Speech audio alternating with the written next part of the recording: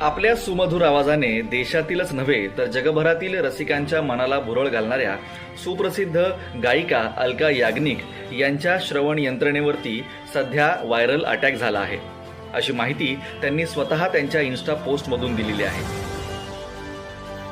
Alkazi social media पोस्टमध्ये लिहितात, काही आठवड्यांपूर्वी मी फ्लाईटमधून बाहेर पडले तेव्हा मला अचानक जाणवलं की मला काहीही ऐकू येत नाही.